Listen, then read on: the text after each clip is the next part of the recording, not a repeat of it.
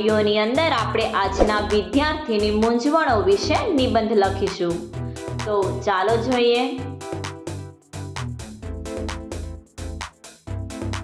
બાળકને 3 વર્ષની ઉંમરે શાળામાં દાખલ કરવામાં આવે છે. ત્યારથી તેની વિદ્યાર્થી અવસ્થા શરૂ થાય છે.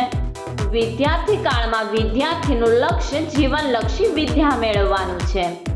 પ્રાચીન કાળમાં ઋષિ સંસ્કૃતિ પ્રચલિત હતી. બાળક ગુરુને ઘેર રહીને વિદ્યા મેળવતો. તેને વિદ્યાભ્યાસની સાથે બીજી અનેક પ્રવૃત્તિઓ કરવી પડતી. તે ગુરુ પત્ની બતાવે તે કામો કરતો, જંગલમાં લાકડા લેવા જતો, ગાયો ચરાવતો અને ભિક્ષા માગી લાવતો. ગુરુ અને ગુરુ પત્ની તેને પોતાના વહાલા દીકરાની જેમ રાખતા. આથી બાળક વિદ્યાભ્યાસની સાથે જીવનલક્ષી શિક્ષણ મેળવતો.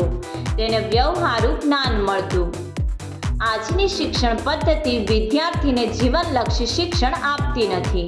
કેળવણી વગરના માત્ર પરીક્ષાલક્ષી શિક્ષણથી કોઈ અર્થ સરતો નથી. સાચી કેળવણી વિદ્યાર્થીને આદર્શ માનવ બનાવે છે. કેવળ પરીક્ષાલક્ષી શિક્ષણ વિદ્યાર્થીને પૈસાલક્ષી યંત્ર બનાવે છે. આજકાલની શિક્ષણ પદ્ધતિ એવી છે કે નાની વયથી જ વિદ્યાર્થીને માથે પુસ્તકોનો મોટો ભાર આવી પડે છે. આથી વિદ્યાર્થી ગોખણપટ્ટીમાંથી ઊંચો આવતો નથી.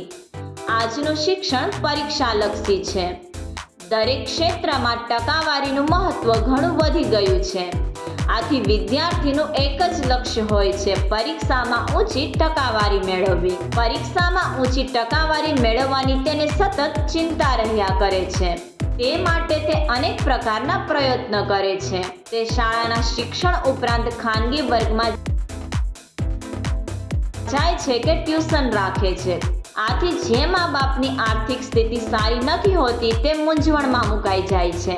વળી કેટલાક મા બાપ પોતાના સંતાનની ક્ષમતા કે રુચિ ન હોવા છતાં તે ડાક્ટર કે ઇજનેર બને તેવી અપેક્ષા રાખતા હોય છે. આથી વિદ્યાર્થી લાચાર બની જાય છે. તે સતત મૂંઝવણ અનુભવે છે.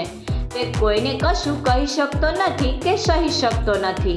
આથી તે પરીક્ષામાં ઊંચી ટકાવારી મેળવવા માટે પેપરો ફોડવાથી માંડીને પરીક્ષામાં ચોરી કરવા સુધીના ઉપાયો અજમાવે છે.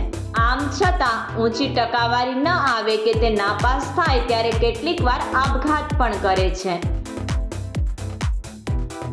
વિદ્યાર્થી અભ્યાસ પૂરો કર્યા પછી પણ અનેક મૂંઝવણો અનુભવે છે. તે હાથમાં પ્રમાણપત્રોની ફાઇલ લઈને નોકરી મેળવવા માટે અનેક સ્થળે ફર્યા કરે છે. પરંતુ મોટા ભાગના વિદ્યાર્થીઓને નિરાશા જ સાંપડે છે. ઊંચી ટકાવારી મેળવેલી હોવા છતાં તેને ક્યાંય નોકરી મળતી નથી. તેને સર્વત્ર લાગવગ, લાંચ, રૂશ્વત અને ભ્રષ્ટાચારનો જ અનુભવ થાય છે. સામાન્ય ગુણવત્તા ધરાવતા ઉમેદવારને લાંચ અને લાગવગના જોરે નોકરી મળી જાય છે. જ્યારે ઊંચી ગુણવત્તા ધરાવતા પણ લાંચ અને લાગવગ વગરના ઉમેદવારોને ક્યાંય નોકરી મળતી નથી. આથી તેને પોતાના જીવન અને જગત પર ધૃણા થાય છે. તેની સ્થિતિ ધોબીના કૂતરા જેવી થાય છે, જે મજૂરી કરી શકતો નથી અને તેને વ્હાઇટ કોલર જોબ મળતી નથી. વળી તેને માથે ઘર સંસાર ચલાવવાની જવાબદારી આવી પડે છે.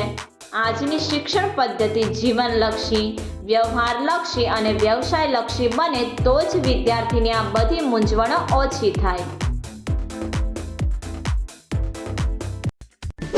સબસ્ક્રાઇબ કરો અમારી ચેનલ ક્રેઝી કિડ્સ લર્નિંગ. નવા વિડીયોનું નોટિફિકેશન મેળવવા માટે બેલ આઇકોન પ્રેસ કરવાનું ચૂકશો નહીં. અને જો તમને વિડીયો પસંદ આવે તો લાઈક અને શેર કરવાનું ભૂલશો નહીં.